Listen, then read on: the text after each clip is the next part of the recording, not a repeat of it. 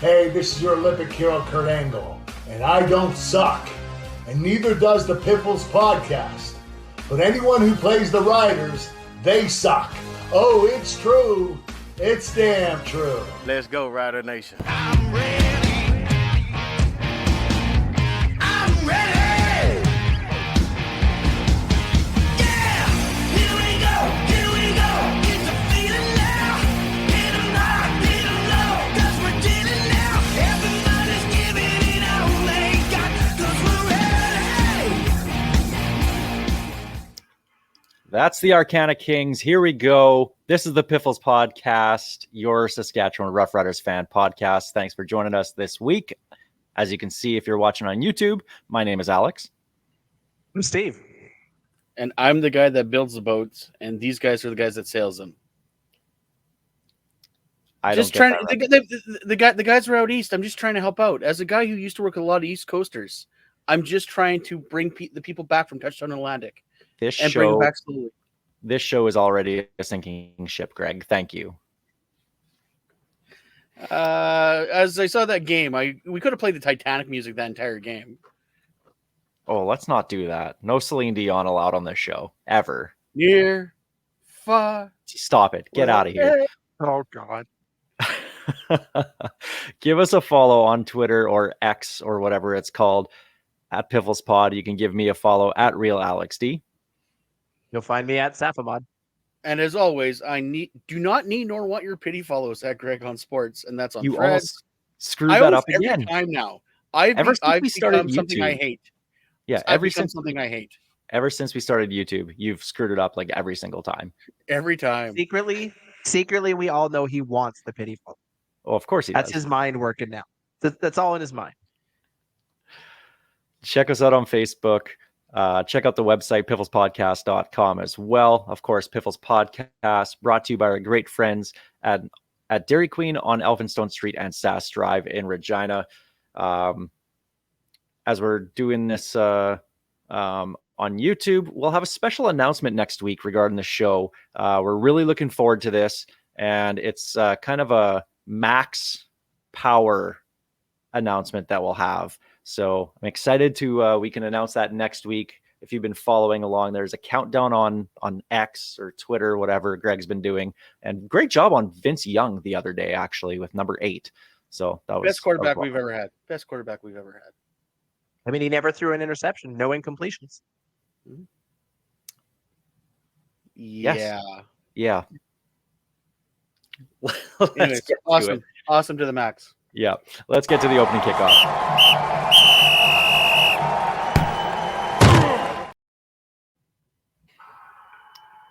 All right. So the Riders lose in almost no touchdown Atlantic. 31-13 to the Argos, dropping the record to 3-4. And I don't want to, I could nitpick a lot of things, but I don't feel that there was really a lot in this game on offense anyway, that I want to nitpick, other than just like shake my head at this game. Like, it was frustrating to watch, especially in the first half. In the second half, I kind of just didn't expect much, so it wasn't so bad. But let's start with Mason Fine. Before we talk about Jake Dolegala, let's talk about Mason Fine. I actually thought this was his best start as a rider, and it still resulted in nothing. He was 27 of 39, 302 yards, no touchdowns. So, and we're going to have this debate after Jake or Mason. But I thought he had his best game as a rider, at least starting. So he's 0-4 as a starter, but he did show growth in this game. He was making some really good throws, especially when he's getting hit, which happened way too much. But he made some really nice throws. I want to know your guys' take. What did you think of Mason Fine this past week? I found that he plays better, similar to Darian Durant early in Durant's career, when he's on the run, moving that pocket side by side. He's not a pocket passer, so to speak, and that's probably due to his height. Like, I'm sorry, like, Mason Fine's a short quarterback, hell of a cannon, but he needs to move around so he gets a better view downfield, because all that giant mass of humanity in front of him, he probably has trouble seeing past it. So I think he makes his best throws when he is moving that pocket laterally. But I don't like, you can't fault him for that fumble on the goal line. Like, yeah, there's no touchdowns on offense until Dolegala come in, but it's just they just could not seem to put anything together to get to the end zone. Like one of those games where everything kind of went wrong for him that could go wrong. But when he had the opportunity and the time, he played well. It felt to me like they at least let him take the training wheels off and put him in a position to succeed. He was making throws. He was that little shovel pass that he made that ended up going for what, 20 yards, that I guarantee you every Rider fan watching screamed out in terror when it left his hand, because I thought that was going the other way. I thought he did all right. I'm actually looking forward to next week's start for him. I think he did enough to get that run, to get another look, albeit not a full game. I think if we go into another halftime with no touchdowns, you got to look at making the switch. But he had opportunities. He drove the field. He put us in position to score points. We just couldn't finish drives, which, we weren't really finishing much in the Trevor Harris era either. So, Now, when they actually pushed the ball forward, when Kelly Jeffrey let him throw the ball forward, they did really well. It was all the screens, all the hitches. That was the stuff. And I don't mind those play calls once in a while. I don't mind them on first down to try and make it a second and short. I don't mind that. But it was second and long quite often in that game. And that's when we saw those passes. Like, I don't know what Kelly Jeffrey was drawing up here, but it was, to me, that was the big frustrating part watching this game, was so many second downs and having it 8-9 yards to go because they couldn't get the run game going other than one run. And then they just did a hitch pass. Like, it felt like I really missed Marcel Belfay's offense. I was going to say, damn, you stepped on my Marcel Belfay line. This is what I do. Oh, But it really felt like that, though, right? Like, it just felt like, okay, well, here's a second and 10. Well, I guess they're going to throw it 3 yards. Yeah, I have, like, the amount of hits patches, I was like, this is a Marcel Belfay offense. It was ridiculous. Like, and the Toronto sniffed him out the entire time. Like, they were playing for those dink and dunks, for the screens. And it wasn't until they started pushing the ball did they actually start getting some forward momentum. I don't know. I think they need to start pushing the ball so you can get defenses honest, because right now you can't get a running game unless you put the ball downfield. And the running game was supposed to be the shining star of this offense, and it's not. I think the biggest problem with the running game is it's as predictable as a toddler. Like, I can tell you pre-snap whether they're going to run the ball or not. I can't imagine what professional athletes can do at that point. It seemed like it was very consistent, very obvious, and led nowhere. On the plus side, we didn't try any 3rd and 2 handoffs up the middle. So, I mean, that was some dicky progress, but still, that running game is scary and not in the way we expected at all. Okay, so let's jump to after the game. Post game, keeping on the Mason Fine topic, was Craig Dickinson's comments at the end of this game, saying, I feel like Mason did enough, played well enough to continue to start. Did he say he loved him? Probably. In the locker room, yes. Yeah. 100%. Do you guys think Mason Fine, this isn't even the debate about him or Jake, this is just Mason. Did Mason Fine do enough to earn another start? Stats wise, minus touchdowns, yes. I don't think there's any question in my mind. Like, the term game manager is out there, and you look at 27 for 39, 302 yards. Sure. Throwing interceptions, not good, but you also need, if you're going to throw interceptions, it's fine, but you also need to score touchdowns to kind of equal it out. Yeah, Danny McManus threw a lot of interceptions in his career, but he also threw a lot of touchdowns. Man had a hand like a bunch of bananas. Giant mitts on that man. And Anyway, he fit a lot of beers in there too. and he drank. Yeah, yes, he did. He definitely did. Danny McManus actually has the best recruiting story going to college. He was between FSU, Florida State, and somewhere else. I forget what it was. And Burt Reynolds showed up in a Cadillac to his front door, and he had like the full on like alligator boots and everything, and said, "You're going to play at FSU." And he goes, "Yes, Burt Reynolds, I will." You got to remember, this is back in what, the late 70s, early 80s. We're talking Smokey and the Band and Burt Reynolds. Yeah. So I mean, Yeah. he played at FSU. So Danny Mac has this great story about being recruited by. I mean, when Burt Reynolds shows up at your house in the peak of his career, I mean, yeah, you kind of do what he says. So Those U.S. care college if recruiting Burt stories Reynolds are shows at your amazing. house. I don't care if Burt Reynolds shows up at your house today. You do what that man says. Well, Well, you yeah, know. considering he came up from the grave to come talk to you, yes, I probably would too. be too Holy scared crap. not to. Yeah, it's Right? Burt Reynolds back from the dead. I got to do something here. Sir, Uh, yes, sir. Okay, well, let's talk. So I think we're all in agreement there. He did enough to earn another start. We'll talk about the leash that he gets in a little bit when we do the game preview. But now let's jump to Jake Dolegala. Yeah, it was a garbage time defense, kind of not. Like, it wasn't prevent, but it wasn't the all-out defense that we saw early in the game. Dolegala goes 4 of 5 for 100 yards.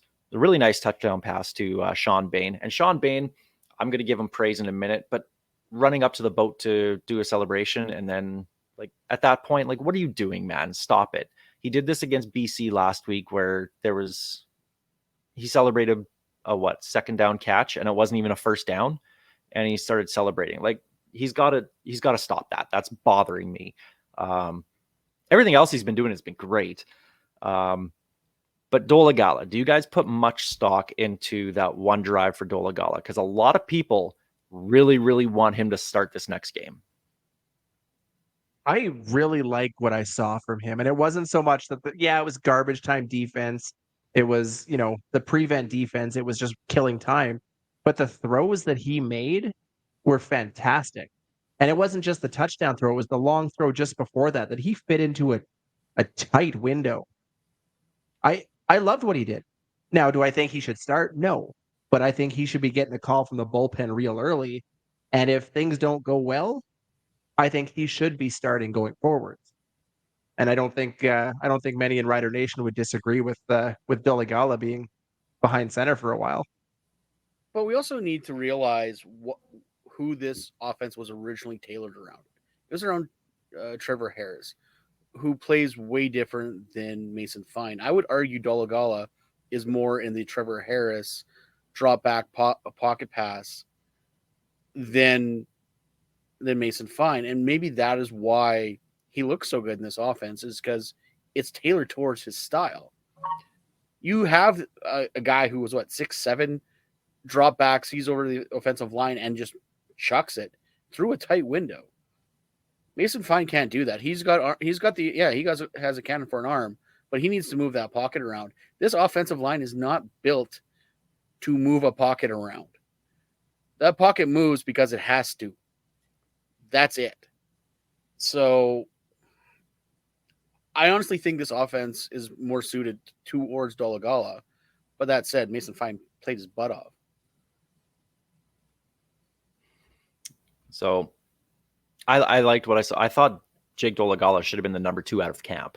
I thought he outplayed Mason Fine in the preseason and just looked better. I remember that preseason game. We're DMing each other, and it's like, well, there's number 2 by Mason Fine, by Patterson, or however we put it. And then all of a sudden, well, Patterson is now in the hunt. Well, Mason Fine's in the hunt.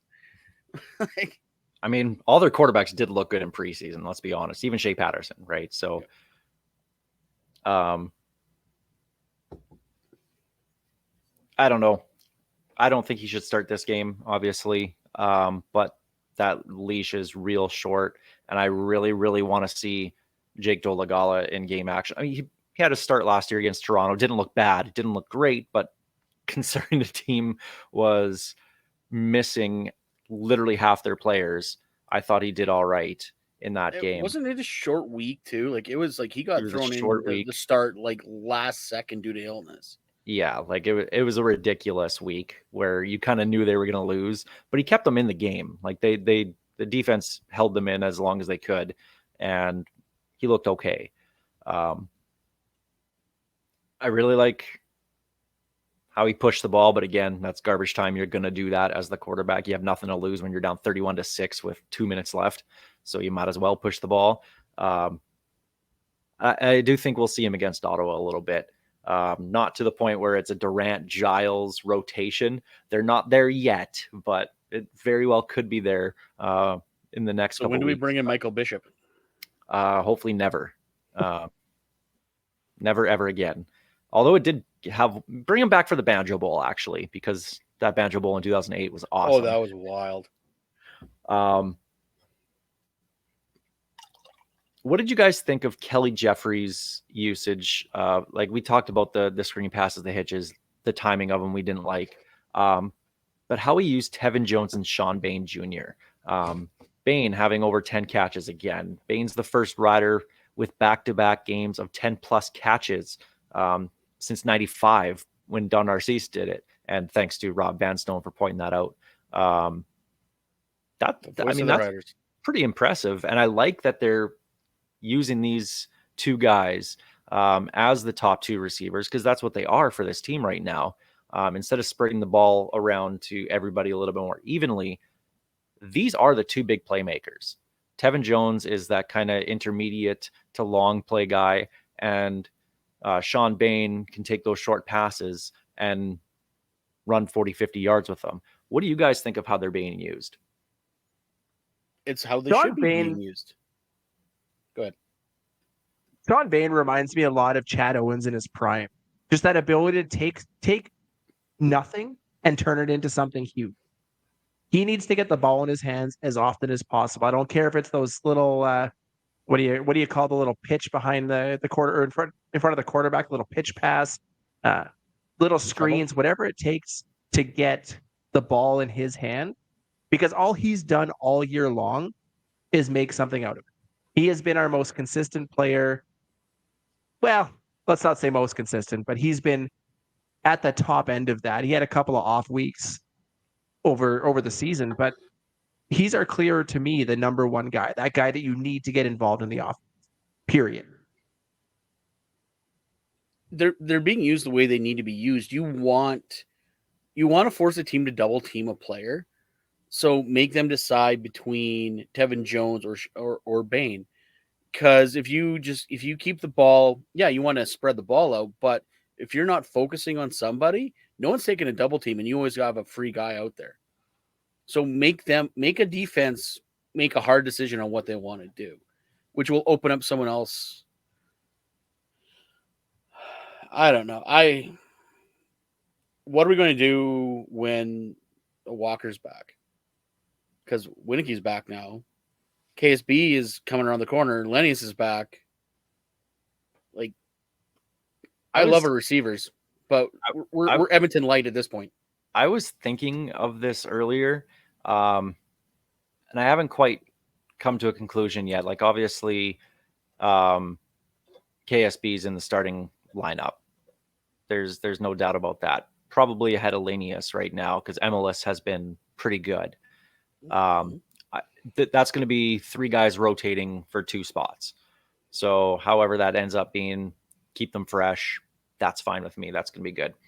I don't know what they're going to do with the American spots, though.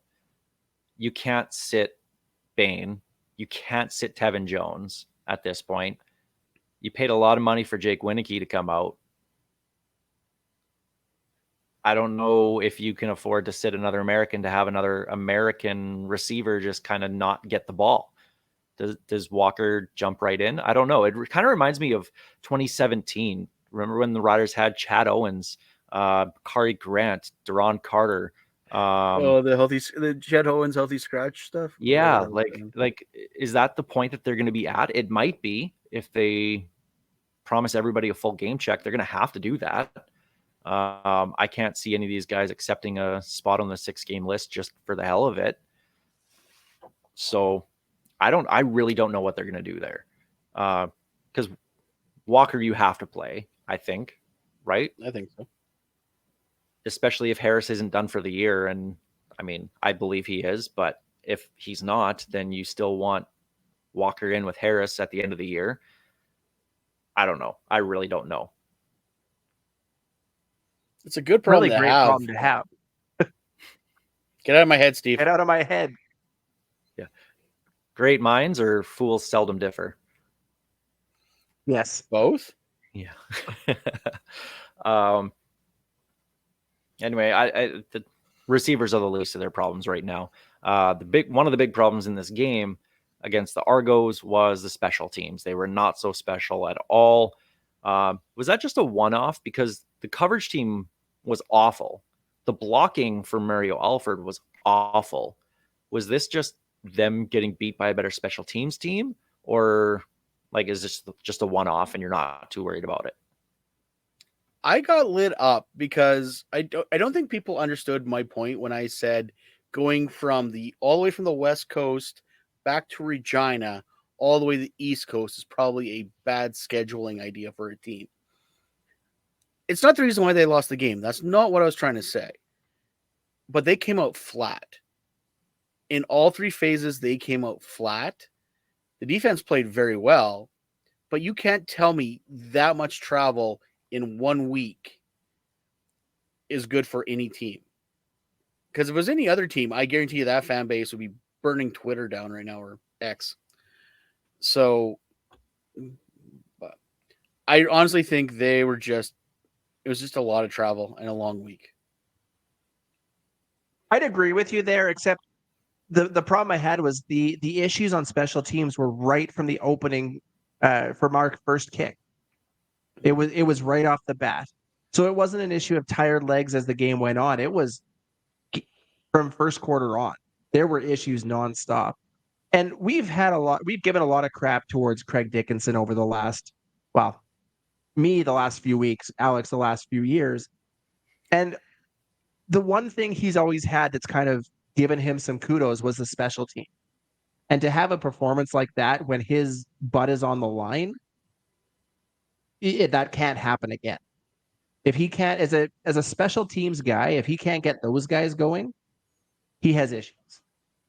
That's the concerning part to me, is he's lost now the one thing that he could do above everything else. I think it's a one-off. So do I. I think he's too good of a special teams coach to allow that to happen again. And really, if you think about it, this game, as bad as it looks on paper, wasn't that bad. We held one of the best offensive teams as best as we could. We made Swag look like Chad. Plain and simple. If it wasn't for a pick 6 and a punt return touchdown, that game is within reach. And we fumbled the ball on the goal line. Like, the Riders could have won that, literally could have won that game if it wasn't for those 3 plays. The defense, though, on the plus side, even though it shows that the team gave up 31 points, 24 if you take away that special team return touchdown. The defense really held their own. They played very well, and they're going to need that going forward. So that was the high point of the game, I guess, was the defense. Micah Tights actually had a really good game. He was everywhere. He a couple tackles for losses. That was one of his best games as a rider. Definitely his best game this season. And since he came back from injury, definitely his best game. The defense the last 2 weeks has played above board. Like they are coming up fired and ready to go. They were playing really well against BC against Vernon Adams until Adams went down, and then Dane Evans kind of threw a wrench in the machinery apparently. But The defenses looked really well. I almost feel bad for Ottawa coming in this week because I think this defense is going to go off. Okay, so again, circling back, Mason Fine, Jake Dolegala. I like this tidbit. I want to bring this up here. Daryl Davis of the Regina Leader Post tweeted this out. Who's actually back full time with the Leader Post, so that's great to see. I love I love Daryl. I love his takes. What I don't always agree with them, but I love how just open he is about it. He's so, this is what I think. Here it is, and I love that about him. He makes some good points here about how he feels about the quarterback situation. Tweeted out, Mason Fine is 0-4 as a CFL starter. Hasn't engineered a touchdown this season as a starter. If he starts for the Riders against Ottawa ahead of Jake Dolegala, it's time to replace the coaches. Okay, well, I'll give Fine the benefit of the doubt for the first 2 games last year. That was a team that gave up. That was clearly a team who still had chances at the playoffs. That team stopped playing for Craig Dickenson. 100%. So I'm not going to bury those 2 losses on him. So 0-2 this year. Hasn't engineered a scoring drive. Both games have been within reach, really. This game should have been a lot closer than the score dictates. It's time to replace the coaches. Okay, well, I said that before the end of last season. I think a lot of people did. Coaches cap kind of screws that around. Just ask Edmonton. You can't do that in season right now. Who would you replace them with? So my 2 questions to you guys. Do you agree with Daryl about his take there about time to fire coaches if they started Dolegala, which they're not going to? And then who do you replace them with? Is there anybody? As we said in the offseason, Craig Dickinson's best situation was all the offensive coordinators that they wanted before they defaulted to Kelly Jeffrey all said no because they were all head coach material or were head coaches at one point. The Riders have no one ready to be head coach. I understand that everyone seems to think Shivers is the next guy, and he very well could be, but he's super young, especially in his coaching career. The guy's a defensive genius, but I don't know, is he a head coach yet? And do we really want to? I guess if we're starting to rebuild, why not? Let's see what he's got. But that means you're burning the season down going, we don't have a chance in hell. So there's no one on the staff right now that I'm comfortable being head coach of this team. I'm not comfortable with Dickey being head coach. I never was. I agree with Greg. There's nobody there in the cupboard. That cupboard is What? bare. What? Yeah.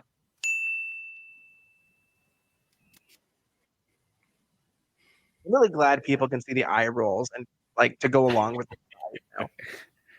There is nobody there. The cupboard is beyond bare.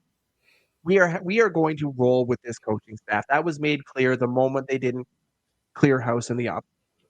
They're giving these guys one final season with everybody under contract till the end of this year, and they can either give it a go, score, get a Grey Cup, or be looking for jobs. And we can go into next season with that hope of the next guy. You know, probably most of those guys that we were interviewing this past off season for OC, like you said, there's no way they make a move at this point. Not while we're still sitting in a playoff spot. Should they? Yes. Should they have 6 months ago? Also yes. But it's too late now. Now you roll with what you got until the season is gone. And everyone thanks Chris Jones for that. Really, it's Craig Reynolds who need to thank for that, for not reining Jones in and going to the board of governors or board of directors of the league and saying, hey, we need to put a cap in place because that's the only way I can stop Chris Jones. Well, good job, Craig. The irony is thick on this one. Problem is, though, right now it's technically screwing 2 teams. And I'm enjoying watching the Elks flounder right now. They're literally reshuffling chairs on the Titanic as we speak. Don't get too far ahead of yourself. That's the next topic here. That's the opening kickoff presented by Kathy Festian of Royal LePage Regina Realty. Banjo Bowl coming up. We mentioned Michael Bishop. 5 spots left on our bus. So I don't know what else to say. If you want to get to the Banjo Bowl, 5 spots. Send us a message at Piffles Pod, and we'll make sure you get there. That's 5. And the game is sold out. We're the last So you want to resort. get there. We got tickets. So if you want to Which is slum probably with the rest of us- reason the last resort is probably why most of the people are still listening to this show at this point. So, might as well come on the bus too. Exactly. Now it's the Churchill Brewing Company odds and end zones. Okay, well, we'll start with the Elks on their bye week. 0-8. 0-8, right? Yeah. That's how long because they haven't had a bye week yet. and 21 home losses. 21 straight home losses. They have their record. They can get it out of the way and they can start winning unless they're playing the Riders, but just they need to win at home. They need to get fan base back into it because it's not there. All they need to do is change the name. All they need to do is change the name and then they'll be fine. So big changes. Shuffling Jarius Jackson checkers on the promoted to Titanic. offensive. Yeah. Jarius Jackson gets promoted to offensive coordinator. Stephen McAdoo stays on as a defensive advisor. Okay. It should have been offensive advisor because anything he does is offensive. Is that going On to the plus change side, anything? he's made a career of making other teams' defenses look really good. So he does know what he's doing. No, he's made a career following Chris Jones around. Is that going to change anything in Edmonton? I get why they have to, because Chris Jones takes care of the guys that are loyal to him. So he's got a year and next year left on his contract. So firing him does nothing because you got to pay him out anyway. No one's going to hire him. And if they do hire him, Edmonton's off the hook. So who's going to hire him anyway? Like it just blows my mind. Like this is, and yes, like I said, yes, I enjoy the coaches cap hurting Edmonton, and right now we're suffering under it too. All because of Chris Jones. But, I don't know what they do. I really don't know what they do. I don't know what the league does, because I've seen a lot of people try to get creative, like give a one-time exception, do like. Gary Stern's out there, Farhan's out there, everyone's out there like with these suggestions going, we can't lose Edmonton. We can't lose Edmonton. You lost. At this point, you lost them. And I don't know what you're going to do to fix it because Chris Jones is there for at least another 2 years, this year, next year, because you can't get rid of him. I'm really torn on the situation in Edmonton. And I know I'm pretty sure I've said this before, but the Rider fan in me who grew up in the 80s and 90s watching Edmonton roll through the league is really enjoying watching them lose and watching them suffer. But on the flip side, I love some of their fans. The folks over at the Turf District, they've got some solid fans, and some of the best people in the CFL podcast network are on the Edmonton side of things. I feel for those guys. I feel for the fans. Man, But I can't. I'm really having trouble balancing the two. Because you need a strong team in Edmonton, not necessarily, constantly successful, but something this bad is bad for the league. But on the flip side, it might give the city of champions a little humility between watching. Stop calling them the city of champions. Can we stop with that? The last time they were any good in any sport beside the odd year in football was the 80s, okay? Mm-hmm. And they pissed that away when they traded away Wayne Gretzky. Actually, you know what? They still won without Gretzky. So it was Mark Messier. For 1 year. Yeah, it was Mark Messier. Vancouver's greatest captain. Yeah, exactly. Jamie Nye. He but it was won't Mark watch Messier that this. ran that team. Anyway, they're not the city of stop calling them that. Don't call them that. I think most people that say it now say it in jest more than anything. Because, we're sitting there in an era where their hockey team is supposed to be near the top of the league and constantly chokes in the playoffs. Now their football team has a professional record for home losses in North American sports. That's incredible to me. For a team of that much history to be the team that does this, it's I love that part. But the one thing I like with the change is Jackson immediately went in and said, Cornelius is done. Let's go. Let's see what Daggy and Ford can do. They're going to battle it out for the number 1 spot. That's something we've all been saying they should have been done since week 1. Can I bring up an issue with that, though? Jackson was the passing game coordinator. He was the guy that all the passing game ran through. So if you knew Corn Pop was that bad, either Jones wasn't listening to you or McAdoo wasn't listening to you, or your word means nothing to either of them. Because that should have been done a long time ago. Okay, so I mean, we've all been saying it constantly. So yeah, you're right.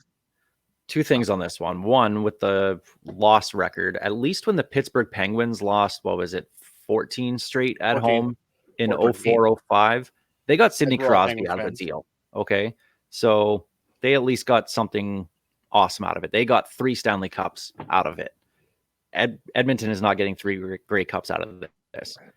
But the change to Jarius Jackson isn't going to do anything. Anyone who says that, oh, he's going to have this great creativity now and the playbook's going to be different, where is this magical playbook going to come in a bye week that everybody's going to learn and forget everything that they've done so far this season? Literally nothing will change. Maybe when they run plays might change and what their decisions are, but the plays are going to stay the same. There might be some tweaks here and there, which you're probably going to have regardless of who your offensive coordinator is. That's just the growth of the playbook throughout the year. And as you get film on teams, as they get film on you, you're going to change it up a little bit. This isn't going to change anything.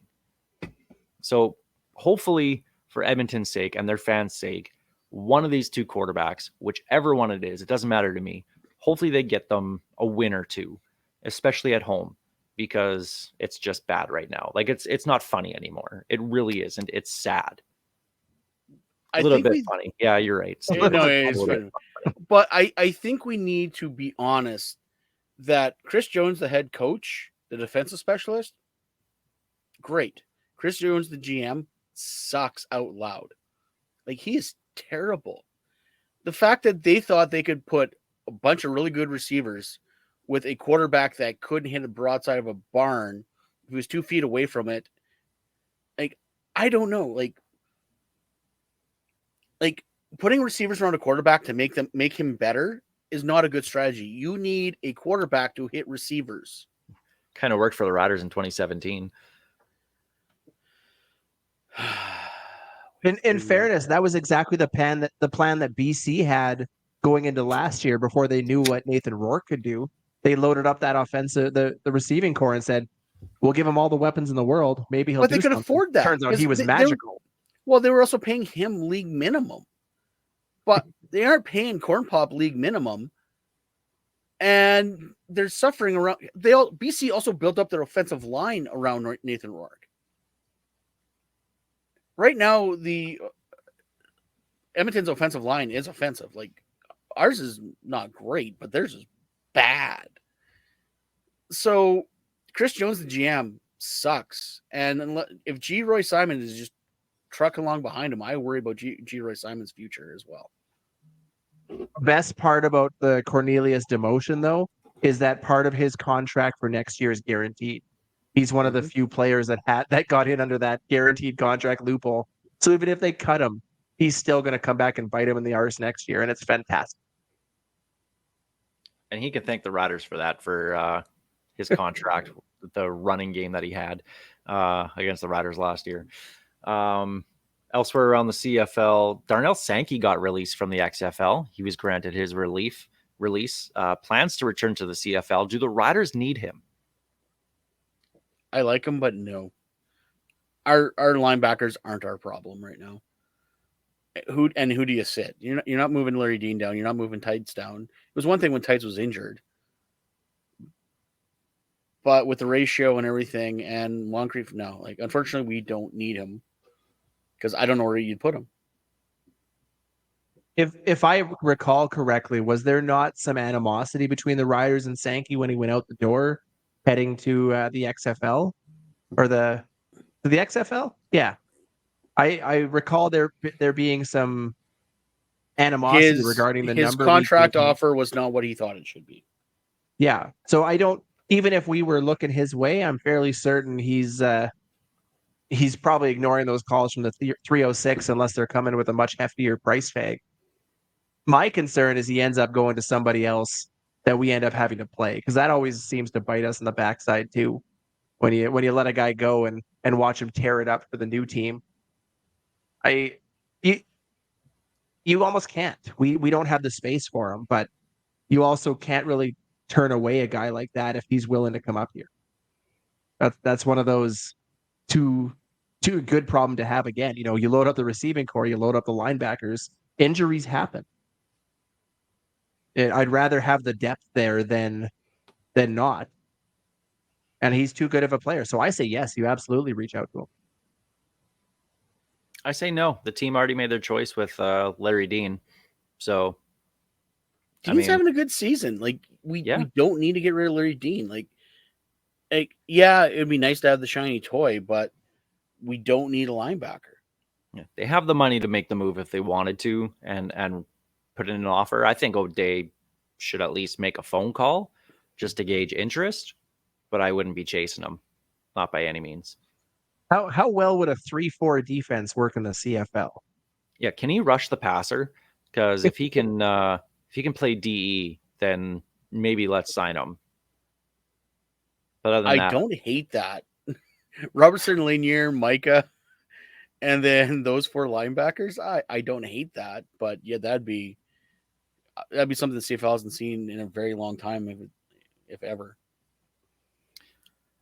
One more thing, going to go a little bit more local here. The Regina Youth Flag Football League won the NFL Flag Football League of the Year award just recently. It's the first time a winner was outside of the U.S. So congrats to the Regina Youth League, Youth Flag Football League. That's awesome. Does that kind of hurt the CFL in any way, knowing that it's the NFL Flag Football League? It's branded as the NFL, and you have kids wearing Seahawks, Bills, Giants. Connor's been a Cowboy, a Seahawk, a Patriot, yay, Cowboy, Chief. Yeah, the Regina's does have the best league. They have I believe they have the most flag football players per capita in Canada. Like the rugby fields and the U of R fields every year, every game day are packed of people. It's nuts. They run a good league and it's great. But yes, the CFL for years, and I've said this for years, has dropped the ball when it comes to supporting flag football, because it's a grassroots program that helps put kids in the game. And when, my kid's wearing a Chiefs jersey, not a Riders jersey, and he says he's a Chief. He wants to play for the Chiefs. So that's fine. I'll never forget when we were the Patriots. He was happy because I was wearing a Patriots hat. Then when he was a Cowboy, he's like, "Oh, Dad hates the Cowboys." You're right, I do hate the Cowboys. I'm not going to wear a Cowboy hat. We all. So it's the CFL has definitely lost. I don't say a generation, but it does hurt them. I think they absolutely have lost a generation.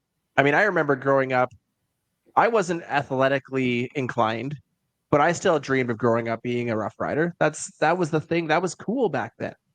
Now you got all these kids playing for the Packers, the Patriots, the Chiefs, the Cowboys, whoever else they're playing for. They're wearing that logo on their chest. They're going to look up that team. They want to know who those guys are. They're going to start following the NFL. They have messed up, in my mind. To lose that program, or to never put that program in place, has been a mistake from the start. And to allow the NFL to come in and overtake them in that is not great for the CFL. When the CFL and the NFL had their deal, when the NFL was funneling money to the CFL, it was NFL/CFL flag football. But yeah, since that working arrangement went out the window, the CFL has just basically said they'd rather put their money elsewhere. into grassroots, but I don't know what grassroots they're putting their money into because you don't see anything about it. I hope they can get back into a partnership of some sort. Obviously, they're not going to overtake the NFL Flag Football League. Even just locally, they're not going to be able to do that. But I hope they can do something anyway, because you got to have kids that want to grow up to be a Rough Rider, to be, starting quarterback for the Riders. You got to have kids like that. Unfortunately, I think that ship has sailed. Like, I don't see the NFL going, Well, the oh, NFL's you guys want to. No, that's what I mean. Like, I don't know how they're going to get back into it. I think what the CFL needs to do is find partnerships with the U Sports, with the CJFL, and underneath that, the PFC, the OFC, the BCFC. Like, they need to cultivate that next level of players that might be their next stars. Yes, like your Andrew freaking Harris is. Like, you need to highlight those players. So why isn't the CFL putting a spotlight on the U Sports, on the CJFL? Because I think, unfortunately, the flag football ship has sailed.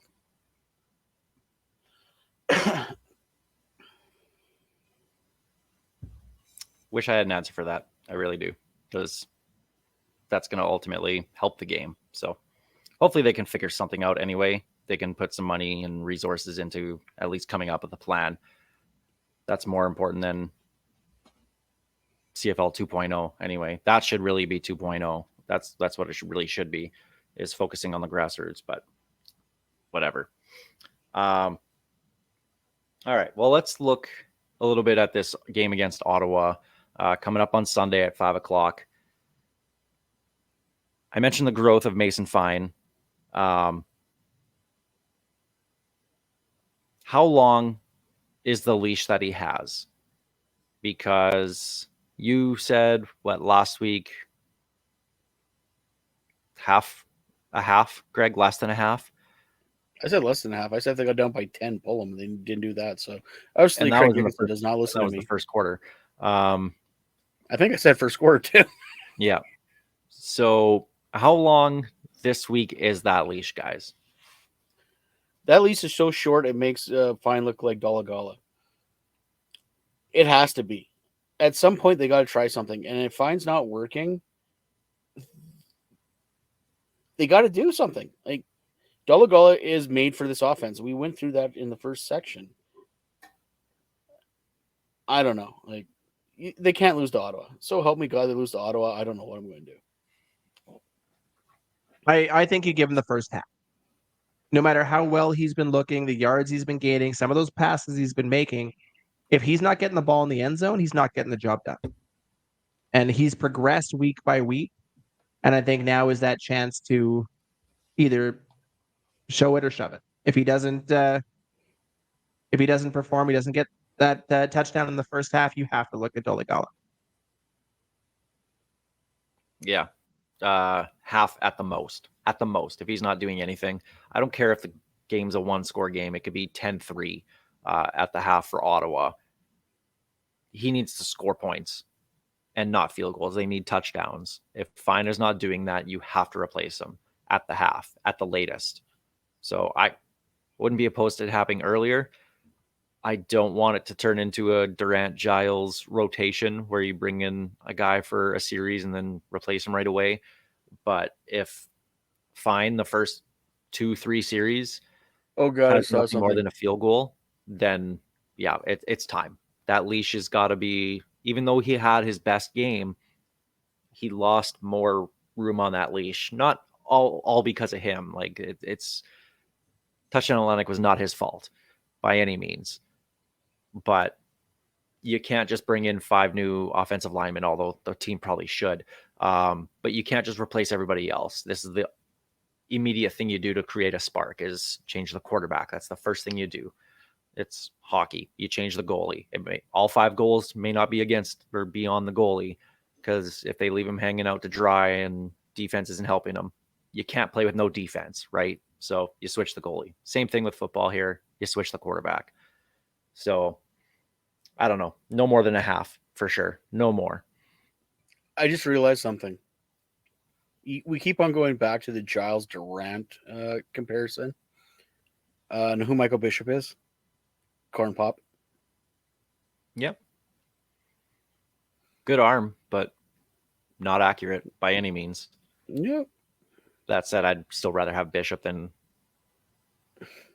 Corn Cornelius. Pop at the Banjo Bowl this year. Yeah.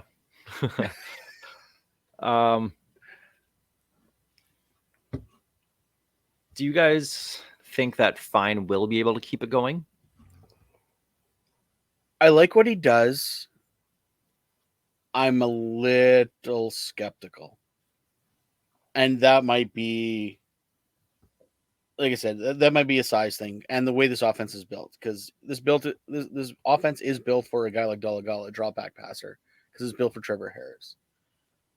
I like what he does, but it's not built for him. Like his best passes are made when he's moving around, but those are broken plays usually, which is not a way to sustain an offense. You can't have every play be a broken play. Tell that to our offensive line. That's Evan very Johnson. Especially the right tackle. possible. Husky great Evan Johnson. Here's the thing. He's looked good. He looked okay against BC. He looked good against Toronto. And those to me are the two top defenses in the league right now. No question in my mind. He's now going up against Ottawa. I don't think anybody this season has looked at Ottawa as a defensive threat. If he can't move the ball early against this defense, that's going to tell us all we need to know. But I think given what he's done against the top tier defenses in the league, I have a lot of faith that he's going to get the job done against Ottawa on Sunday. All right, we'll flip over to the other side, to the other quarterback with Dustin Crum. Kind of got knocked back down to earth against Hamilton, although that was an absolute mess of a game, delayed from weather, and it was just a downpour. But you saw in the Calgary game, Cam Judge spy Dustin Crum, and he wasn't able to run.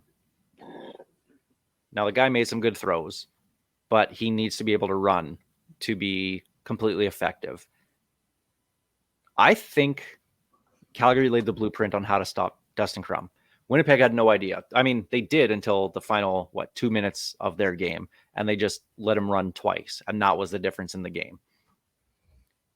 The Stamps kind of held him in check for running the ball, but then they just totally forgot how to play the rest of defense.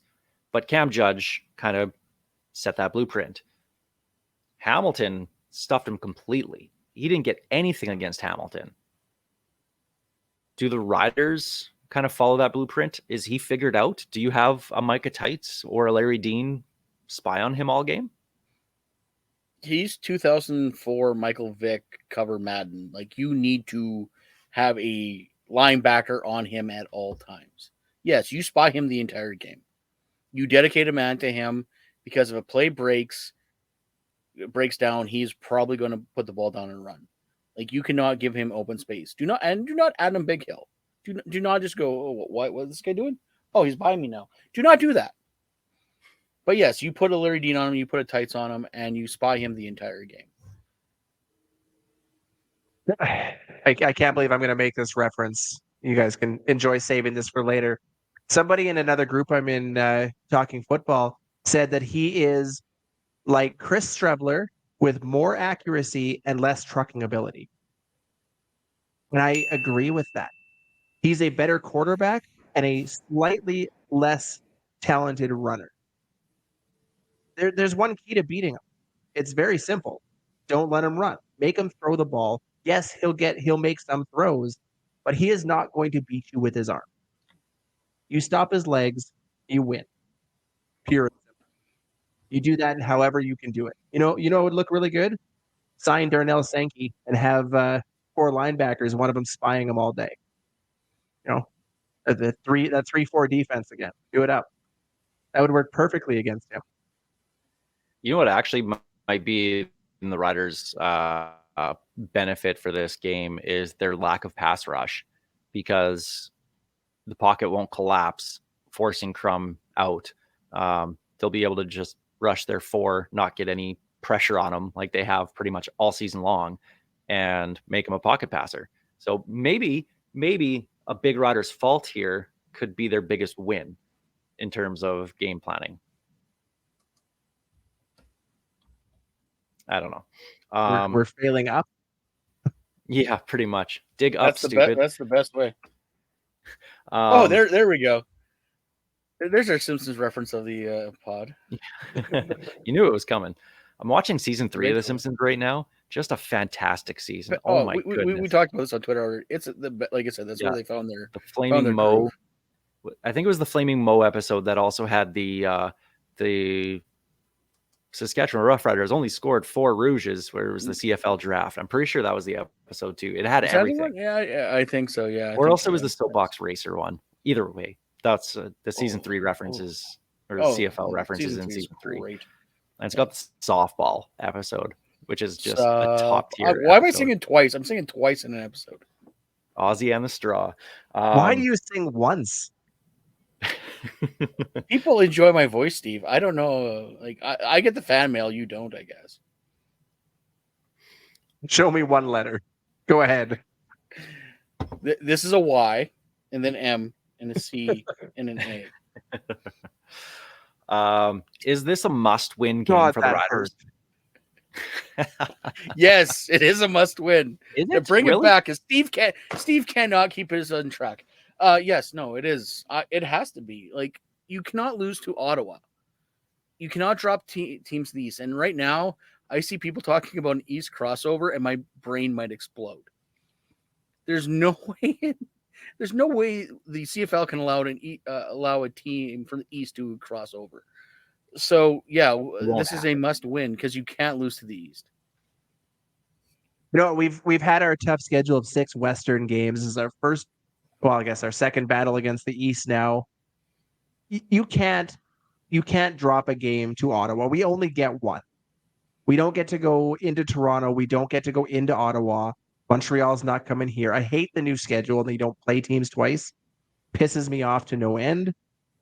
But I have to say you cannot lose a game to Ottawa at home. Period. It's a must win. They don't win this game. You can almost write the season off because it's not going to get any easier. I'm torn on this because on one hand, no, it's not a must-win game. To me, it's a season-defining game. If they win this, they show me that, okay, they're a 9-9 average team, that they can get to that 9-9 mark. But at the same time, there's so many parallels that I see with this team this season to last year. Start out with a good record, and then all of a sudden, off the cliff you go, and just the season goes off the rails. So they've lost their 3 straight games here. They got the short trip after this going to Montreal on Thursday. So they have 1 day of practice. They have Monday off. They'll practice Tuesday, and they fly out Wednesday. They'll have a walkthrough and then fly out Wednesday, and then game on Thursday. That is short, and especially going out to the East again. If they were just going to Calgary or Winnipeg, it wouldn't be that big of a deal to me. But you're going a couple time zones here. Like it's that. Yeah, it is. It's a season defining game. They need to win it. They need to. It's must win. It's a need win because you're right. It's not going to get any easier. We got the Alouettes in a short schedule, then the Lions, Bombers back to back, and then we get a bye week because we play the Elks. And then it's Redblacks again. Like the next 4 games are not fun. So they need to at least beat the Redblacks. The amount of pressure that'll be on this team if they lose this game. If they lose this game, and I listened to a couple post-game callers from a post-game show this past week. And one guy, it was a great call. Just brought it. And he brought this up. and I'm starting to see it more throughout Rider fans right now. I haven't seen Rider Nation this upset about their team since 2015 when they lost to Ottawa to go to 0-9 and demanded change, and we finally got some with Brendan Taman and Corey Chamberlain getting fired.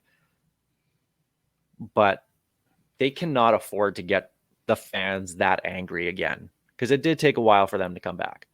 They did, and obviously winning cures everything. So once they made their run in 2017, fans started coming back. Back in 18 and 19 were good years. I don't want to say it's a must win, but they need to, just to not have that parallel continue with last year where fans really just stopped caring. So, yeah, I guess it's a must win game. What we've been doing lately, pick an impact player on both sides of the ball. Is there going to be one? Because there wasn't one last week. Do you guys have one for this game? Jake Dolegala.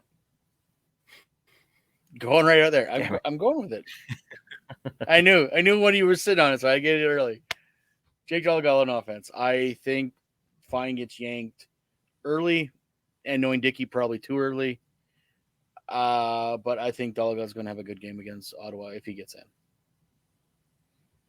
I'm going to go Jamal Morrow. At this point, the running game has to get going, and it hasn't been there for weeks. The easiest way to cure an issue at quarterback is get that running game going, get that play action going. There's no fear from the D-line right now. It's Morrow, no question. I'm going to cop out and say it's one of two guys.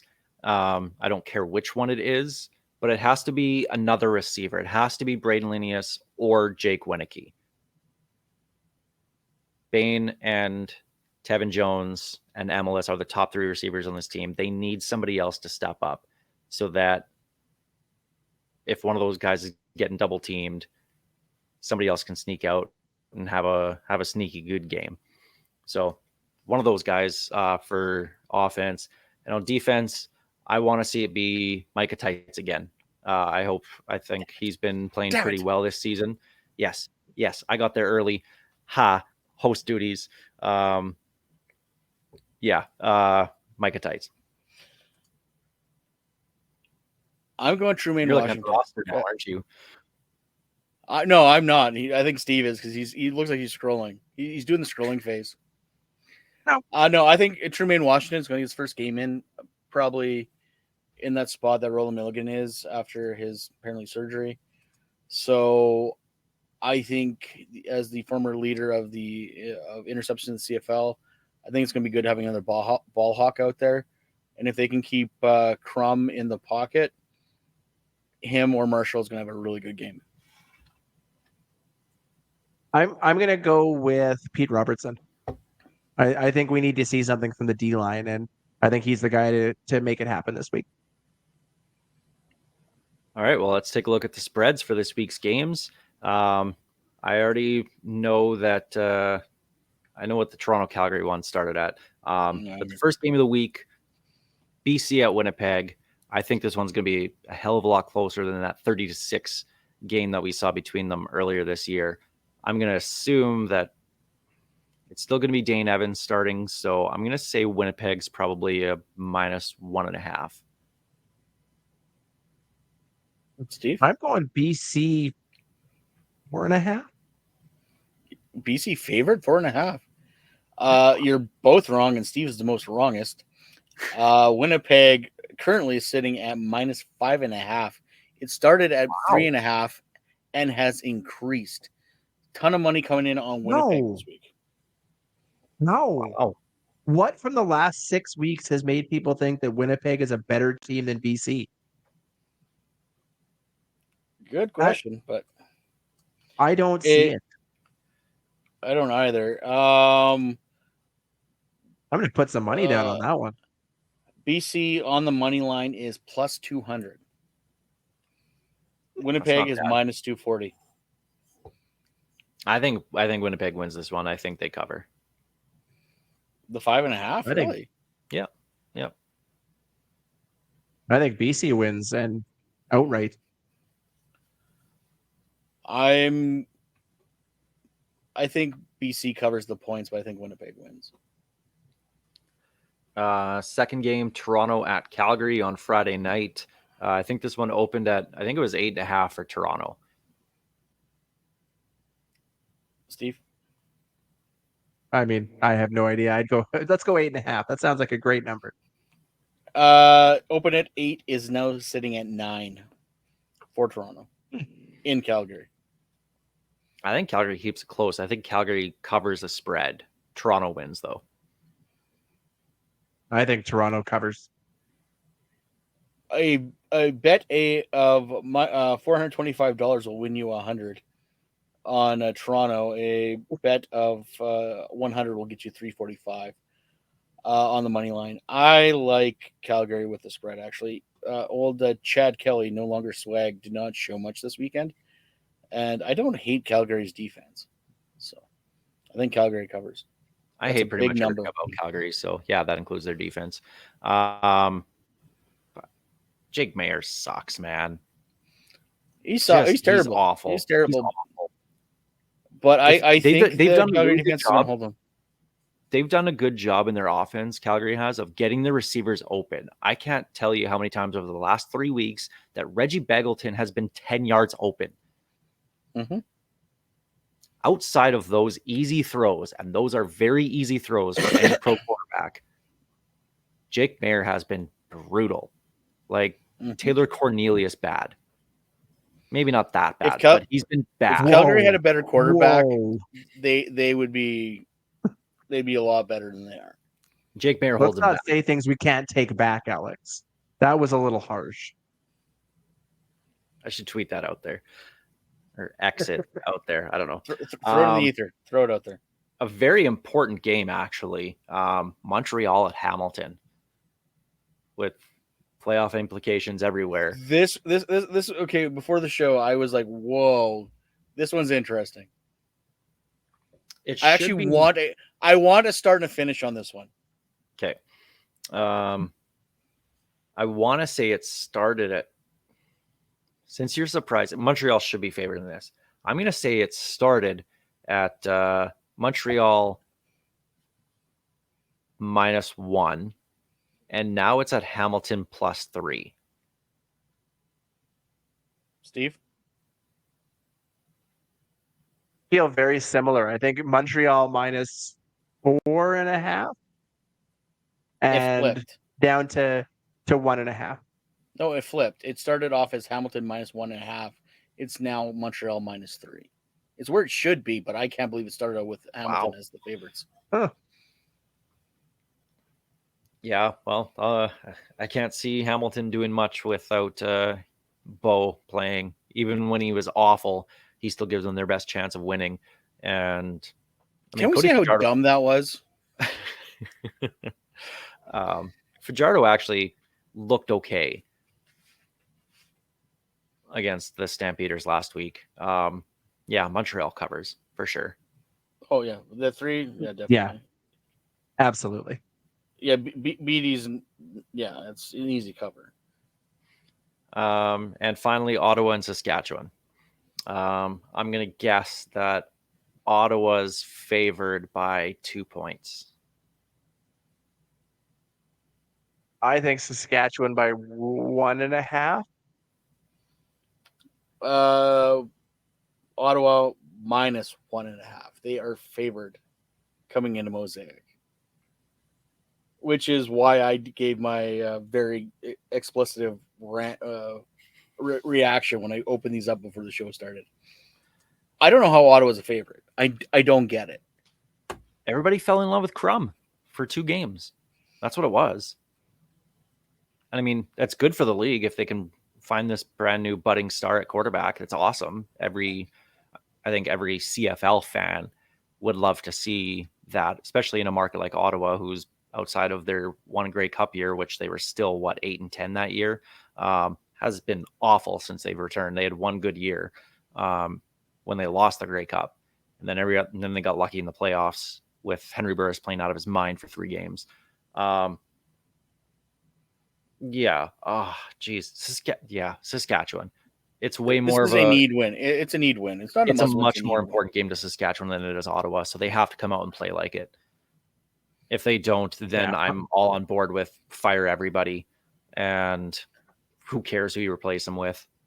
Don't get me wrong. It's a Bobby Dice revenge tour, 100%. But I really think that the Riders need to come out like literally throwing haymakers. I would hell throw a helmet at a guy. I don't care at this point. Like the Riders need to win this. Yeah, I'm going to take the Riders in this, and they have to win. This is a must-win. Way too early in the season. Well, if they don't, next week's show is going to be quite fun. It's going to be amazing. There'll be sensors up in front of our mouths and everything blurs and whatnot. Like it'll be. That's so much going to be so much editing for me. Oh, Especially poor guy. considering what's coming. Oh no! Given what you put us through all through the season, on your end with the buttons you get to press, good. Suffer. Looking for a button right now. Just for fun, just to make you have to censor it. Anyway, Yeah. Time All to get right. out. Well, that's going to do it this week here. What? so it's time to get out of here. Obviously. Yeah, it is.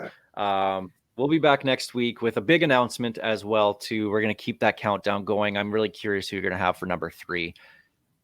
I don't know why I picked number 3, but Omar Morgan. So Gold Macho Harris, obviously. Oh, yeah. I see him all the time at work, actually. Really nice guy. Anyway, that's going to do it. Piffles Podcast, of course, brought to you by our great friends at Dairy Queen on Elphinstone Street and Sass Drive in Regina. And of course, special thanks always go out to Kathy Festian of Royal LePage Regina Realty and Churchill Brewing Company for their support making this show possible. This is Ghost Behind Your Mind by Tyler Gilbert.